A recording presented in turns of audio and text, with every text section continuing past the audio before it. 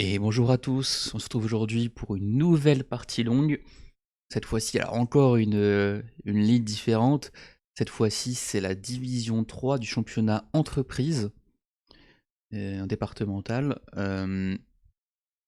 Toujours avec mon club, le Caboga Chess Club. Cette fois-ci, on s'attaque à la SCESE. Alors, bon, je me retrouve moi au 4e échiquier sur 5, avec les noirs, cette fois-ci, contre Eric Breban. Qui, ok, ça a l'air d'être quand même quelqu'un qui a de l'expérience. Il est né en 62 et il est à 1370 d'élo. Mais je vais vous montrer rapidement son profil feed. Voilà, on voit qu'il a quand même un passé, ça fait longtemps qu'il joue aux échecs. Et vers 2012-2013, ok, il est quand même monté à plus de 1700 Elo, presque 1750. Donc on voit qu'il a quand même une chute ces dernières années, enfin depuis la dernière décennie on va dire. Bon, est-ce que c'est parce qu'il s'investit moins ou qu'il a plus de mal, ça je sais pas. Toujours est-il qu'il conserve ses connaissances, on va dire théoriques, dans les ouvertures, dans les structures de pions, les idées, les plans, tout ça. Peut-être plutôt au niveau du calcul, où il va être un peu moins vif. Donc, ok, on se retrouve sur cette partie, 14h30, le début des pendules. Donc moi avec les pièces noires, j'avais un petit peu révisé, pas tant que ça non plus les ouvertures. J'ai révisé un petit peu sur quelques endroits où j'avais des lacunes, à savoir peut-être le système de Londres, ou plutôt des variantes avec D4, ou alors des rétis, des C4. Sur 4, j'ai pas trop révisé parce que si la Caro-Can ça va, je la connais pas très bien non plus, mais c'est pas en une heure, une heure la veille que j'allais revoir toute ma Caro-Can. Et je préférais plutôt donc m'échauffer avec un tournoi rapide la veille au soir et sinon quelques parties le matin. Bah écoutez, je propose qu'on aille directement dans le vif de la partie. Les pendules démarrent et Eric me joue E4. Bon bah E4, je suis quand même soulagé. Je connais quand même bien mieux que D4 et ça, et je préfère. Je vois donc la carocane classique. Il me joue D4, je renvoie D5. Et ok, là je sais pas trop quelle variante il va me jouer. Juste avant, Juste avant que les parties commencent, j'avais fait un blitz échauffement contre quelqu'un de mon club, où il m'avait joué la variante principale, avec cavalier C3, suite à quoi, ok, prise, cavalier, moi je joue la variante principalement avec cavalier F6, prise, reprend, et j'avais pas été très satisfait parce qu'en fait je connais pas du tout vraiment les plans classiques avec la structure de pion, qui comme ça, bah je peux me jouer les coups en fait. Hop, voilà. Avec ce 4 contre 3 ici qui est doublé, donc généralement ça rend un roi comme un peu plus sécurisé. Mais du coup on n'a pas à les pousser vraiment à LDAM, enfin un petit peu, mais ça reste compliqué. Les pièces, ça vient un peu comme ça généralement. On va roquer, mettre une tour là, dame en C7, le tour en C8, et après, voilà, une fois qu'on arrive là, je suis perdu. Et j'avais eu cette position aussi, en plus, lors du tournoi rapide de la veille, et ok, je m'étais pris une très grosse attaque sur un grand rock. Bon, j'espère pas qu'il me joue ça. La variante d'avance, ça va, je suis assez bien préparé généralement. Sur. Oui, c'est marrant parce que sur le premier échiquier, je crois que celui de mon club avec les blancs, il a joué une carocane aussi. Contre une carocane, il lui a envoyé la baïonnette attaque. Donc bon, voilà, je suis quand même assez content. Alors, il n'a pas joué l'avance. Pas joué l'avance, pas joué la principale. La fantasy variation, pareil, je suis pas forcément le plus à l'aise, même si je connais quelques pièges du début. Mais mon adversaire, Eric Bréban, prend par ronde d'échange. Alors c'est assez drôle, je sais pas si c'est drôle, mais par ronde d'échange, ça fait déjà 2 fois que moi je la joue avec les blancs dans ces vidéos de parties longues. Lors de la première ronde de la coupe le bâtière et aussi en N5 il y a 2 semaines. Donc bon, voilà, c'est assez marrant de jouer maintenant avec les noirs cette même ouverture. Il joue fou D3 donc comme moi. Moi je joue avec l'ordre directement cavalier C6 pour forcer au moins C3. Et ok, je joue cavalier F6, donc là c'est principal. Et voilà, ça rejoint un peu les questions que j'avais déjà énoncées avec les blancs dans les parties précédentes. Moi généralement je joue H3 ici pour empêcher la sortie du fou sur la belle case G4. Il peut pas non plus venir en F5, et on se retrouverait un peu bloqué avec ce fou, ça nous forcerait plus ou moins, en toute la théorie moderne, à jouer E5. On accepte de jouer avec un pion isolé, mais ok, le fou va pouvoir sortir, on a quand même du jeu. Et la variante avec cavalier F3, qui invite G4, et après peut-être petit roc. Et si vous vous souvenez, notamment dans la vidéo précédente en N5, il y a toujours cette question du fou de case noire pour les blancs. Est-ce qu'on le sort déjà en G5 ou en F4? Et pour le sortir en F4, faut pas donner le temps au noir de jouer fou D6. En tout cas, de pas jouer avant fou D6. Mon adversaire décide de jouer directement fou F4. Bon, bah, et je laisse pas le temps de faire H3 ou autre. Moi, j'ai envie de jouer E6 pour pouvoir sortir mon fou, contester cette diagonale, mais avant, il faut que je développe ce fou de case blanche. Je joue G4. Fou G4 directement, avant même qu'il y ait le cavalier en F3. Alors là, il y a plusieurs variantes possibles, encore une fois. Moi, ce qui est principalement dans ma prépa, c'est Dame B3. Sort l'alignement, attaque un peu le pion en B7. Ensuite, après quoi, moi j'aurais joué Dame B7, Dame D7, pardon, et ok, ça joue. Il y a aussi l'option de jouer F3. Ça, peut-être qui me dérangeait plus dans la partie.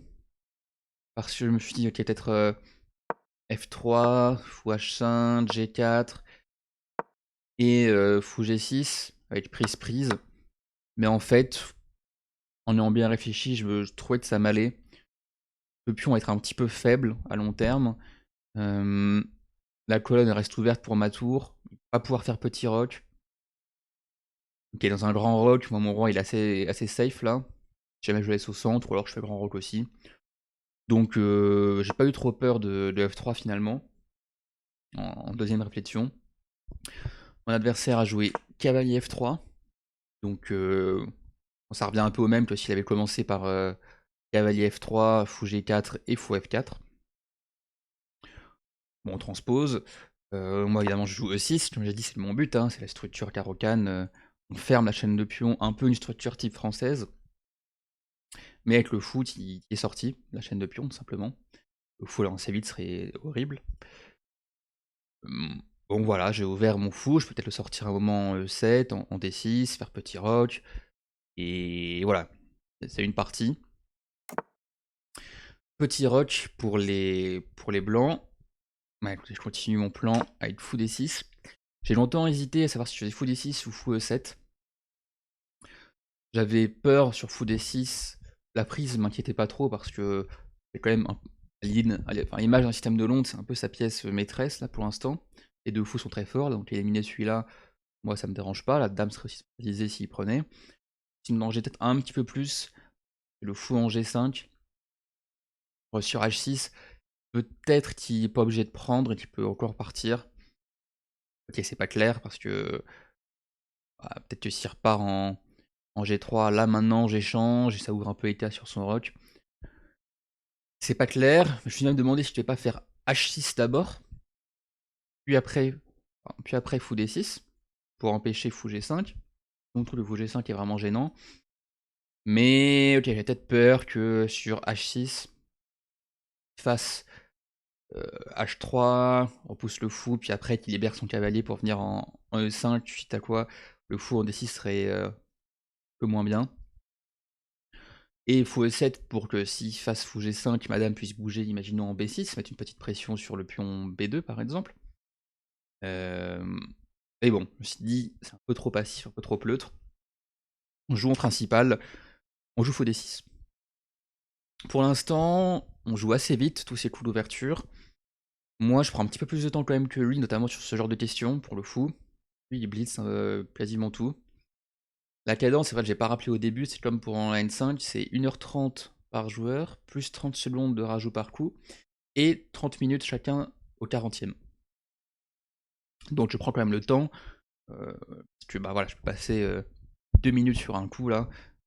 Après, si tu passes voir à la pendule. Oui, ça c'est des pendules où on voit que l'heure et le nombre de minutes, tant qu'on passe pas en dessous des 20 minutes. Donc le temps passe lentement. On voit une 31, une 30, bon, ça va. Eric vraiment qui décide de prendre, d'échanger ses fous de case noire. Ça se comprend. Madame maintenant, elle est quand même assez bien centralisée, elle est développée, je suis prêt à faire petit rock. Là, à ce moment, j'ai bien ma position. Alors il faut savoir que je suis aussi un petit peu fatigué parce que bah, forcément le tournoi rapide de la veille m'a un peu fatigué.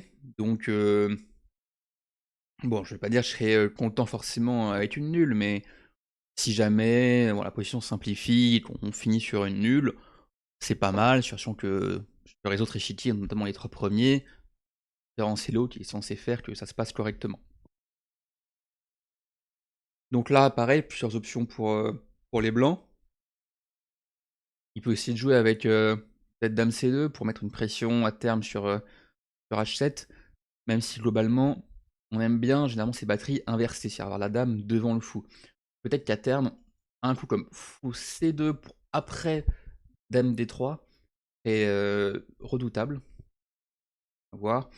Aussi cavalier donc, D2 qui vient pour finalement déclouer ce cavalier et aussi préparer justement la dame pour qu'elle puisse se déplacer sans que la prise en F3 ruine la structure de pion, en reprenant avec le pion. Il y a aussi H3 qui a un coup pour chasser le fou, peut-être avec ensuite G4 et commencer une attaque sur mon roi. Plein de coups possibles. Mais il joue cavalier D2, enfin BD2, normal, logique. Et moi, je me prends la tête, petit rock. Et là, on va arriver sur la fin du développement où tout le monde est, je pense, à peu près content de ses positions. Il décide de jouer la dame en C2. Bon bah voilà, le but, comme j'ai déjà expliqué, c'est de mettre une pression sur H7 et de libérer son cavalier.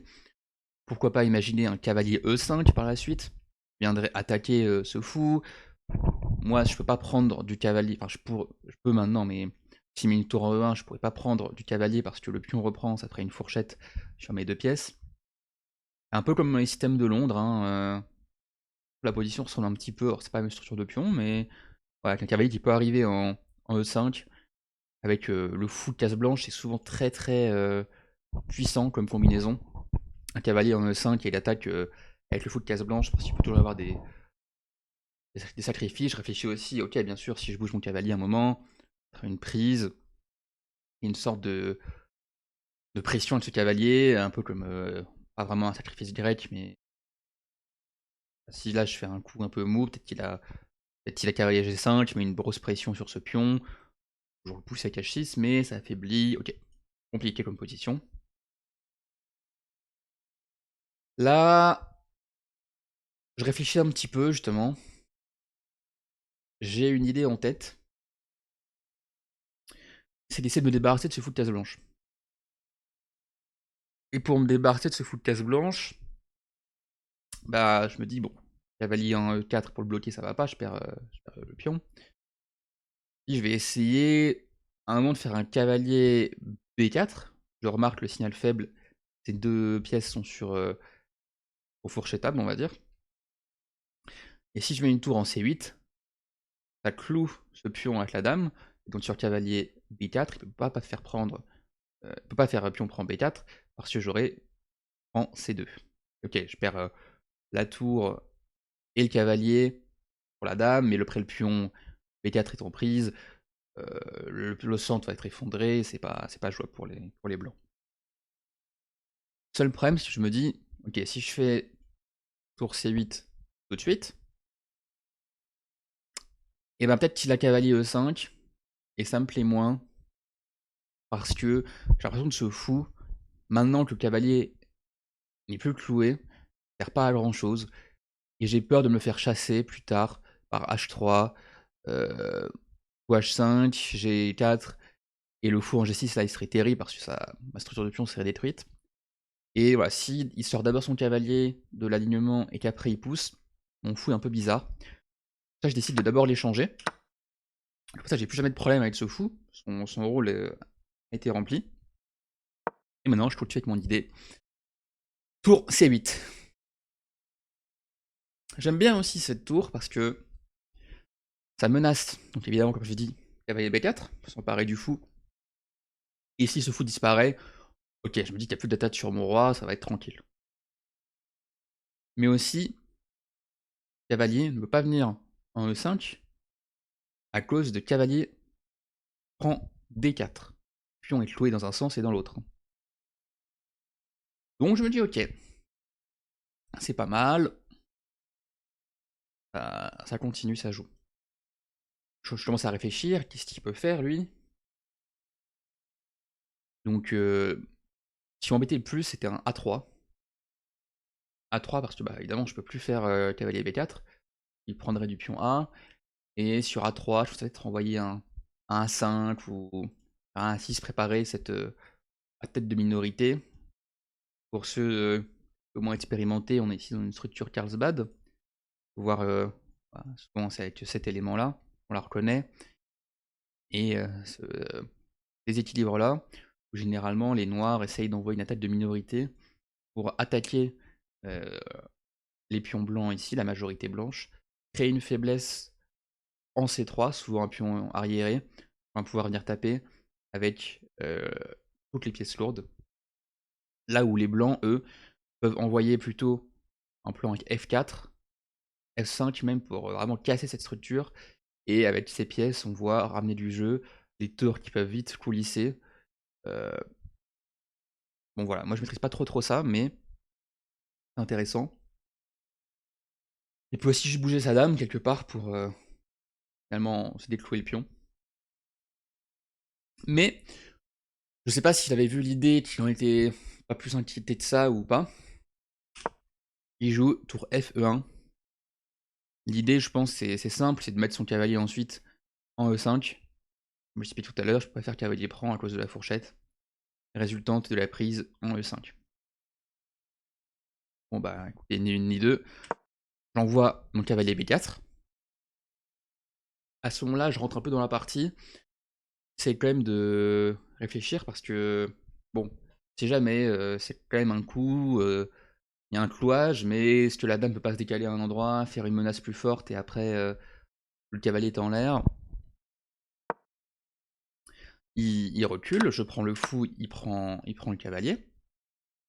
Là, je suis content, j'ai échangé sa pièce forte, son fou, contre mon cavalier C6, qui faisait pas grand-chose dans ses pions. Il peut pas vraiment, forcément beaucoup revenir. Donc, je suis quand même content. Et là, j'ai quelques hésitations. Mon but, c'est de faire cavalier E4. Imagine qu'il va faire cavalier E5. Les deux, on aura un puissant cavalier. Et mais je me dis, s'il me chasse ensuite avec F3, mon cavalier, est-ce que je veux qu'il revienne en F6? Ou alors, est-ce que d'abord je bouge ma dame, pour que, une fois que mon cavalier est en E4 qui se fasse chasser, je reviens en D6, où il aura quand même un beau contrôle sur les cases blanches à l'aile dame. Peut-être qu'il peut venir voilà, vers C4 ou vers d'autres lieux. Évidemment pas dame D7 parce que ça tomberait sur un tempo avec cavalier E5. Réfléchis où est-ce que je vais ma dame. J'envoie cavalier E4, je me dis s'il vient avec cavalier E5, je peux toujours bouger ma dame après. Et c'est moins forçant, c'est plus flexible. Parce qu'il joue un coup auquel je m'attendais pas plus que ça. Cavalier D2, propose l'échange de cavaliers. Bon, j'hésite à revenir en M6, je me dis bon, s'il revient en F3, qu'est-ce que je fais? Est-ce que je veux faire nul comme ça? Pas vraiment.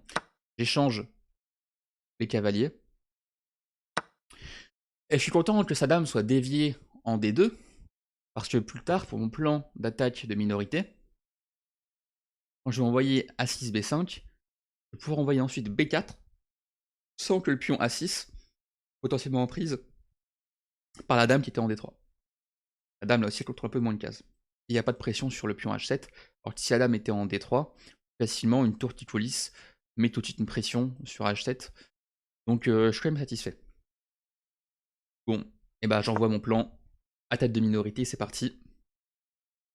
Je me dis, ok, il y a quand même les tours qui peuvent arriver vite, ça se décale, ça arrive. Mais bon, je sais pas jouer ces structures plus que ça, donc au moins ça me fera une partie référence pour étudier ça. Comment on annihile un peu le contre-jeu blanc sur les droits. Je te pousse au centre un moment, enfin bref. pas non plus m'éterniser. Il joue tour E3. J'attendais plutôt à tour E5 pour venir un peu me limiter dans mon espace, limiter ma dame. Là, j'ai pas forcément envie d'envoyer tout de suite B5.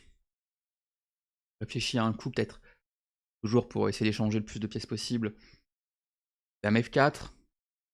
Ou vite fait cette tour. Et bon, une fois que la dame bouge, où est-ce que ma dame va? Je sais pas trop. Je sais pas trop comment non plus gérer la situation au centre. Ma tour C, elle est bien placée, je pense. La tour F, je la veux en E plutôt, je la laisse en F, je sais pas. Dans le doute, j'ai pas d'idée. Je vois quand même B5, la tête de minorité. Je me dis, c'est à faire la course, arriver plus vite comme la tête de minorité que lui, l'attaque sur mon roi. Bon, bah, mon adversaire, je m'attendais plutôt à maintenant un coup comme A3, encore une fois, pour bloquer tout le jeu. Mais il est directement vindicatif. Il envoie tour G3. G3, ok. Bon. Est-ce que je continue avec A5? Je bouge ma tour en B8 pour porter la poussée B5, en B4, pardon. Là, je vois un truc qui me plaît pas trop. Je me dis si je fais, pardon, imaginons A5. Je vois Dame H6, menace mat. Le pion, évidemment, est cloué. Et si je fais un coup comme G6, là, je vois tour H3 et comment je défends le pion H7. Je bouge cette tour, je laisse le pion, je commence à me saouler avec le roi. Ça me plaît pas du tout. Du coup, ça me fait peur. Alors en fait, il faut pas avoir peur de cette position. Parce que là, il y a le magnifique dame prend tour. Et si on reprend la dame, bah, plus de cloche sur le pion. Et la dame blanche est perdue. Elle gagne une tour. Ça, j'ai pas vu en partie. Il faut le voir dès ici. Et j'ai pas trop calculé non plus. Donc je commence à me dire, ok, faut que je défende ce pion. Donc faut jamais une de mes pièces, soit la tour, soit la dame, sur la 7ème rangée. Et je vais pousser F6 à un moment. F5, ça me fait un peu peur parce que le pion serait vraiment faible sans pouvoir ensuite pousser. Je me dis jouer F6. Et après, je pourrais défendre latéralement G7 ou H7. Donc je joue Dame D7 pour défendre latéralement potentiellement plus tard. S'il vient faire voilà, Dame G5, Dame G6, H6. Ok. Il joue tour E1. Je commence à ramener toutes ces tours en jeu. Bon. Ce qui me fait peur aussi, c'est pour E5. Pour venir après doubler avec les 2 tours sur la colonne G. Et ok, ça me plaît pas. Donc je joue F6 pour priver la tour de la case E5 et défendre latéralement comme j'avais prévu. Et je me dis, bon, moi je vais continuer avec mon plan, renforcer un peu l'aile roi et je pousse à l'aile dame. Il me joue Dame E2. Bon, forcé. Et attaque le pion E6. Là je me dis pour le défendre, j'ai 2 options. Enfin, 3 options. Soit je décale la tour, l'autre tour, ou je monte le roi. Ramener le roi, c'est vraiment la dernière solution. Donc j'hésite entre les 2 tours. Je me dis, bon, ma tour en F, elle ne défend pas. Pas besoin de vraiment défendre le pion F6. Il y a cette tour. L'autre tour est quand même sur une belle colonne semi-ouverte. Pour des idées de B4, donc je continue. Et là, il ramène à nouveau la tour en E3. J'ai perdu un petit peu de temps à faire tour G3 et revenir tour E3. Mais il met une forte pression sur cette faiblesse qu'il a créée. Et là, à nouveau, est-ce que je fais roi F7? Est-ce que je fais tour C6? J'essaie de jouer tour C6. Le roi, il est toujours sujet à des attaques comme dame échec. Il aura à revenir pour défendre H7. Pour information, ici, très dur, je pense, humainement, mais l'ordinateur laisse le pion E6. Et il envoie directement A5. Et en fait, il dit que s'il y a plein d'échanges sur le pion E6, on pousse B3, B4, pardon, et C3 est cloué, parce que s'il vient prendre, il y a le mat du couloir. Donc en fait, on va se venger sur le pion C3 à long terme. Bon, ça, évidemment, dur à se dire. Hein. Là, on voit le pion central qui soutient un D5, avec des échecs potentiellement, ok. Pas trouvable pour moi. Je joue tour C6, et ça, je m'y attendais, il envoie le contre-jeu F4. Idée très simple, jouer F5. À noter que le pion E est cloué quand même. C'est-à-dire que s'il pousse, je peux pas prendre, il attaque 3 fois. Et ma tour elle est défendue qu'une fois. Et même si je ramène le roi en F8, bah, elle est toujours défendue que 2 fois. Donc est-ce que je peux tolérer F5? Non. Donc là il y a plusieurs idées. Soit je joue F5 pour bloquer, même si ça me fait une faiblesse à long terme. Ou alors je joue G6. Pour si bien je prends, parce qu'en fait j'avais peur là de trop ouvrir mon roi. Avec après un coup par exemple le tour G3, roi H8, dame H5. Là j'ai vraiment eu peur. Donc je me suis dit tant pis, on joue F5, on bloque. Et là il met sa tour en E5. Donc bon attention au petit piège, j'ai un coup forcé encore une fois, qu'est-ce qu'il fait? Il menace tour prend F5, parce qu'après E prend F5, la tour est à nouveau en prise. Donc il aurait gagné un pion. Important. Donc là je peux faire G6 pour protéger le pion, ou alors faire roi F8, je défends ma tour, j'enlève un signal faible tactique de la position. Il revient en E3. Donc là je me dis quand même ok, sa tour elle a fait E3, G3 pour revenir en E3, elle est venue en E5, elle revient en E3. Elle a quand même perdu du temps. Et avec ce pion en F4 et E5 maintenant, la position se ferme un peu. Et ce que j'aime beaucoup, c'est que avec ce pion, les deux diagonales sont protégées. Donc il va jamais pouvoir, quasiment jamais pouvoir, à part avec sa dame là, attaquer à la fois la faiblesse en E6 et imaginons une autre faiblesse à l'aile dame. Elle calcule toujours aussi à chaque coup quasiment des A4. Parce que, ok, je me dis si je dois prendre, peut-être qu'il peut ramener ses pièces et infiltrer par la colonne A. Mais à chaque fois, je vois dans ses yeux, il est toujours concentré sur vraiment cette partie de l'échiquier. Je joue dame F7. L'idée, c'est de me ramener un peu près de mon roi. S'il y a des pièces qui viennent coulisser, c'est bon. Je bloque aussi tous les dames H5, l'entrée de la dame sur la colonne H. Et je suis assez content. Il se décale cette fois-ci en H3, donc la tour vraiment qui n'arrête pas. Hein. Il a quasiment fait que des coups de tour sur les 5 derniers coups. Et en plus, là maintenant, on réfléchit quand même beaucoup, surtout lui. Maintenant, j'envoie un G6. Faut bien défendre H7. Et je me dis roi G8, peut-être un petit peu moins flexible. G6, je voulais le faire dans tous les cas. Ça, sur les G4, c'est aussi plus solide, je trouve. Je me prépare à. Je me dis, ok, je vais mettre une tour en E7, une tour en C7. Il va jamais pouvoir attaquer H7. E6 est bien défendu. Bon, bah voilà, je commence à un peu mieux aimer ma position déjà. Même si je trouve que ça a quand même des beaux airs de match nul. Il fait dame F2. Ah, je comprends pas l'idée. Je me dis, c'est peut-être juste pour ramener la dame en H4. Je vois pas d'autre idée. Mais en même temps, je suis content parce qu'il n'y a plus de viseur sur cette aile dame qui pouvait, à mon avis, exploiter. Vous pouvez venir créer une deuxième faiblesse à l'aile dame en plus de E6. Et je sais pas si j'aurais pu tenir. Je ramène le roi en G8. Me sort d'un potentiel alignement dame-roi. Défends mon pion, le roi est à l'abri. Je me mets en position passive. Je me demande si structurellement, j'aime bien quand même cette structure à long terme. Si on échange les dames et peut-être une tour, venir créer une faiblesse, infiltrer les colonnes, ramener mon roi, pourquoi pas. Pas mécontent avec un échange de dames, si j'ai l'impression d'avoir la pression. Ok. Une nulle, pourquoi pas, ça m'irait. Encore une fois, je vous rappelle, j'étais un peu fatigué à ce moment-là. Mon adversaire refuse l'échange des dames. Bon bah je bouge ma dame pour la libérer un peu. Et je mets une petite pression sur le pion F4. Je force sa dame à rester plus ou moins à son contact.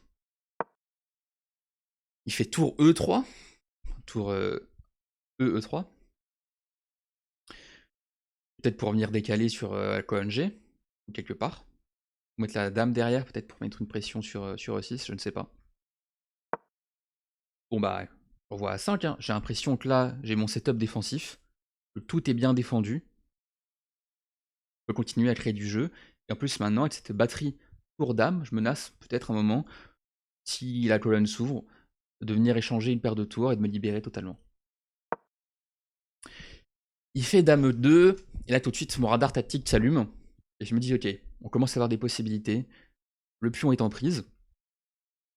Alors je ne vais pas le prendre de suite, Parce qu'il attaquerait D5, attaque la tour, attaque le pion, complète. Complète.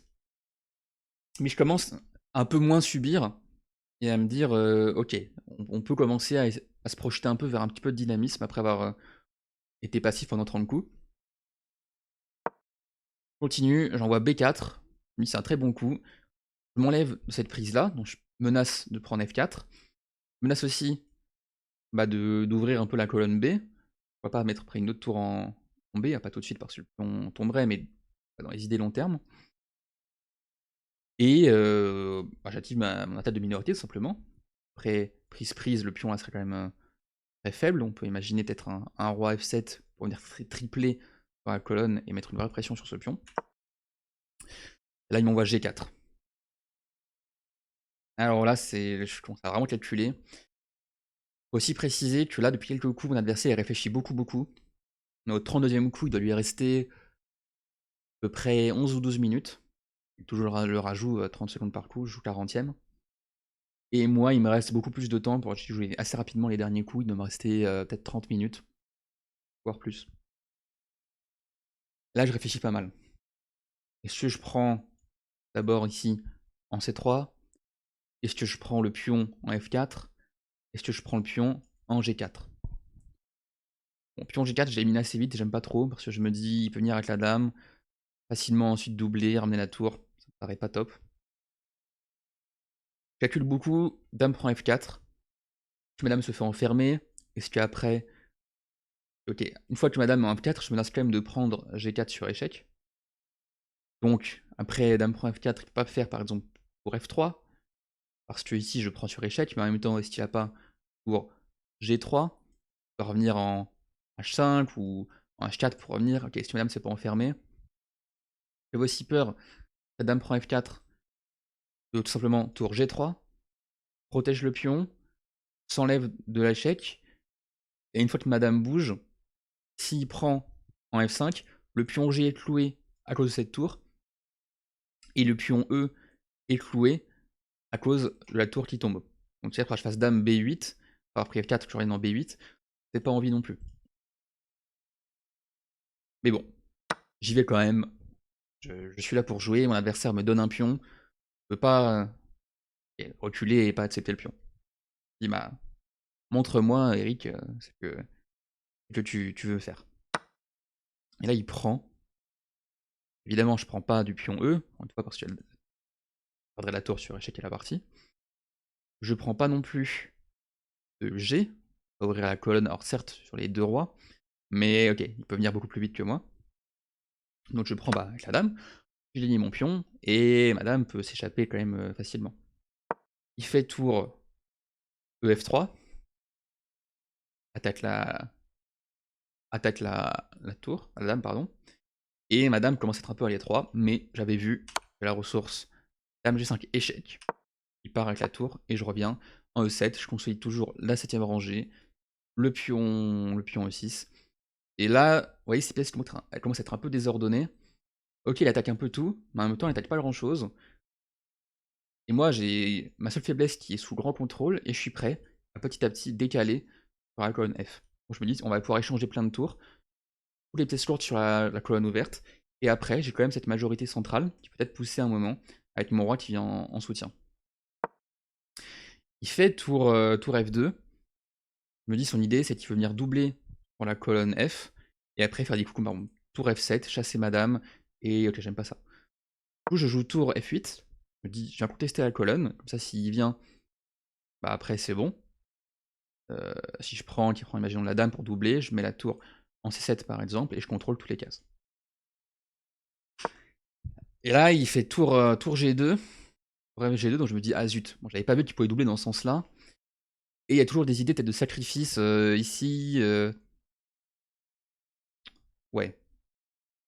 C'est-à-dire que faire un mauvais coup, je fais par exemple, je sais pas, juste prends, et peut-être il faut faire prise. Mais bon, en fait, ouf, ça va, je peux toujours partir par F7.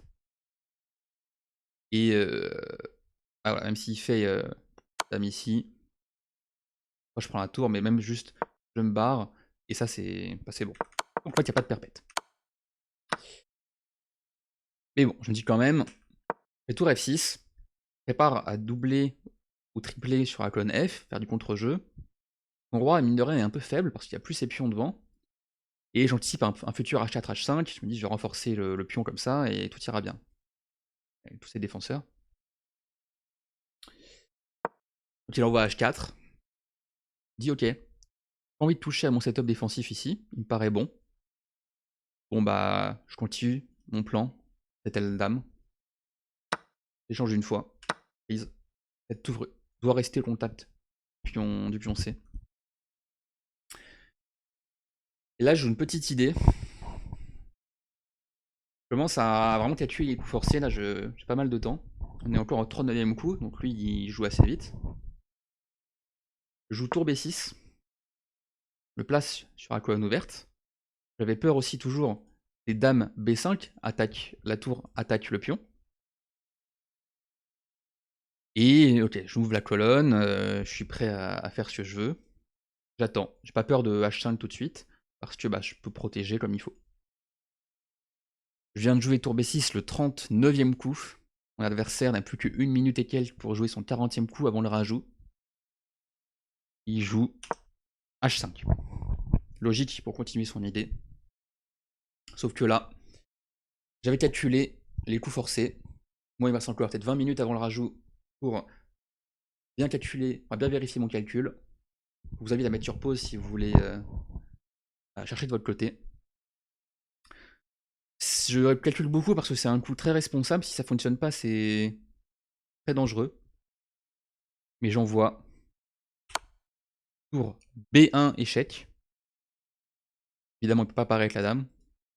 Force roi H2. Et maintenant, la continuation qu'il fallait avoir. Tour F, F1. Menace mat. Simplement. Et là, j'ai calculé plein de variantes. Je vais vous les montrer rapidement, même si la vidéo commence à s'éterniser un peu, mais on sent que c'est un gros moment critique. Je dis ok, tour G1, peut-être qu'il peut venir. Mais en fait, après, tour prend, dame H4. Et bah il a plus que le roi G2. Et après un coup comme dame G5, on va récupérer la tour au prochain. Sur échec. Et entre s'il fait F3, mais dans ce cas-là, on prend juste la tour, on a une tour de plus. Donc un contre-jeu pour les blancs. Donc, je me dis, ok, tour G. Et tout ça, je le vois, j'essaye de le calculer avant de jouer tour B. Hein, dans cette position, je calcule. Je me dis, il peut faire F1, il peut aussi. Ce qui m'a plus inquiété, c'est tour prend G6. Prise. Échec. Sacrifie la tour. Mais ok. C'est pas clair. Mais bon, j'étais quand même content. J'avais du mal à voir ça un peu loin, mais je me dis, bon, je menace toujours des dingueries avec ces deux pièces-là. Comment est-ce qu'il progresse? Il a plus d'échecs. Parce que bah, la colonne F est bien contrôlée. Bon, je me dis ça va quand même. Je calcule ensuite un coup comme roi H3. Et je me dis, je vais venir tour H1. Si il se barre, bon bah j'ai beaucoup d'idées.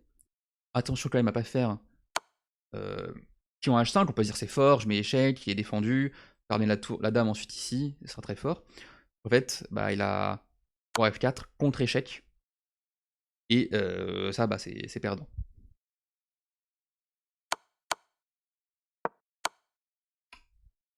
Est-ce que je calcule d'autres choses? Je sais plus. C'est assez brouillon quand même dans ma tête, mais j'envoie ça. Là, mon adversaire qui a donc récupéré une demi-heure, il réfléchit vraiment longtemps. Il réfléchit peut-être 15 minutes. Il est resté déjà plus de 20 minutes alors qu'il vient de récupérer une demi-heure. Il fait roi H3.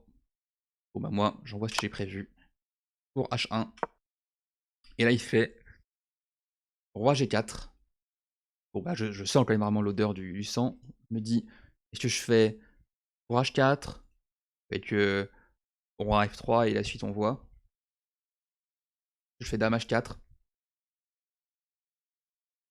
Bon, je sais pas. Je fais autre chose. Beaucoup d'interrogations. Donc, après, tour H4, j'aimais pas trop parce que ça décoordonnait mes tours et il faut peut-être fuir un peu comme ça, même si je pense que c'est gagnant. J'ai vu une ligne qui me plaisait beaucoup. Dame H4. Et après Roi F3, qui est le seul coup, je me suis dit, ok, Dame prend H5. Au mieux, j'échange les dames. S'il bouge son roi, j'ai quand même 2 pions de plus et plus de contre-jeu pour les noirs. Et sur un coup, comme tour G4, je me disais peut-être tour HF1, ou alors tour BF1, enlever le roi. Dans ce cas, je peux revenir clouer la dame. Bon, tout me paraissait gagnant. J'ai joué dame prend H5, mon adversaire me tend la main. Victoire avec les noirs dans cette carocane. Pas m'éterniser sur la suite de la vidéo parce qu'elle dure déjà 40 minutes. Je vais vous montrer rapidement le bilan de partie. Hop, je vais préparer là. Donc, ok, quasiment 90% de précision. Contre 84,2 pour l'adversaire. Bien joué à lui, il a quand même fait une bonne partie, je pense. Comme on peut le voir sur l'évaluation ici, c'est quand même égal de tout le long de la partie. Avec ok, c'est un petit peu mieux pour les blancs ici. Roi F8, c'est pas top. Fallait faire G6 à la place. G6 directement. Pour petite imprécision de ma part. Mais sinon, ça reste vraiment mieux pour lui. Le moment où ça commence à mal tourner, c'est ouais, quand il commence à se. Quand je commence à vraiment envoyer le contre-jeu. Là, G4, c'est une imprécision, comme vous le voyez. Parce que ça ouvre trop, peut-être un peu trop ambitieux. Donc la suite, c'est bien pour moi. Petite imprécision, tour F8. En fait, je m'étais pas rendu compte que j'avais repris l'avantage, je voulais juste liquider. L'ordinateur a pas plus peur que ça si on double sur la bonne F. Et là, après, c'est la vraie gaffe de son côté, c'est H5. Là, l'ordinateur s'affole. Deux coups, très bon coup de suite. Ça, c'est quand même ok, la bonne réponse. Et là, j'ai pas été très précis. Puisque, en fait, c'était des nuances d'ordinateur. Il fallait d'abord faire tour en BE1, chasser cette dame en fait, qui n'a pas trop de cases. Elle vient par mon D3. Après, la dame arrive en F8 et on menace de menacer. J'ai pas trop compris, j'ai pas assez étudié. Parce qu'en fait, après tour H1, qui garde quand même un bel avantage. Comme vous le voyez, bah, donc roi G4 qui l'a mené, qui a continué, ça fait même mat. Et dame F6, ça me paraît pas trop naturel, même si, ok, on se dit ça coupe le roi. Bon, ce que j'ai joué, c'est totalement gagnant, très bien. Mais il avait tour H2, que j'ai vu rapidement dans la partie, après coup. Mais après prise, et même dame H4, ok, on sent quand même que ses pièces sont décoordonnées, j'ai toujours un pion de plus, son roi est tellement faible. Dame F4 échec, tour G3, bon ok. Il y a vraiment besoin de s'attarder plus sur cette position. Vous voyez, il me propose de se déclouer le pion, de partir, de revenir faire échec, ou alors. Bon. Ça demande encore un peu de travail, mais ça reste gagnant. Bon bah écoutez, on va s'arrêter là pour cette vidéo qui dure un peu plus longtemps que prévu, mais la partie était très intéressante. Très content d'avoir gagné cette partie contre un 1370. Le club gagne 4-1 ce match.